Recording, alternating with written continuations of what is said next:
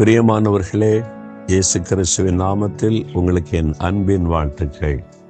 நீதிமொழிகள் 4ஆம் அதிகாரம் 5ஆம் வசனத்தில் ஆண்டவர் சொல்றாரு, என் வாயின் வார்த்தைகளை மறவாமலும் விட்டு விலகாமலும் இரு.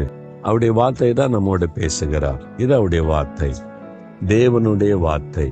அதை எழுதி நம்ம கையில கொடுத்திருக்கிறார். இந்த வார்த்தையை நம்ம மறக்கவும் கூடாது, அதை விட்டு விலகவும் கூடாது. மறக்காம இருக்க வசனத்தை மனப்பாடம் பண்றோம், நம்முடைய இருதயத்துல பதித்து கொள்றோம், நல்லது. அது மாத்திரம் போதாது, வசனத்தை விட்டு விலகக்கூடாது.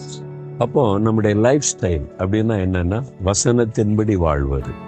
ஒரு கிறிஸ்தவனுடைய லைஃப் ஸ்டைல எப்படி இருக்குன்னா, வசனத்தின்படி வாழ்வதுதான் நம்முடைய லைஃப் ஸ்டைல். அதுதான் விட்டு விலகாமல் இரு அப்படின்னு சொல்லியிருக்கு. அப்போ எந்த காரியத்திலும் ஆண்டோடைய வசனம் என்ன சொல்லுதோ அதற்கு ஏற்றபடி நம்முடைய வாழ்க்கையை அமைத்துக் கொள்ளணும், அதற்கு நம்ம அர்ப்பணித்துக் கொள்ளணும். அப்போ நம்ம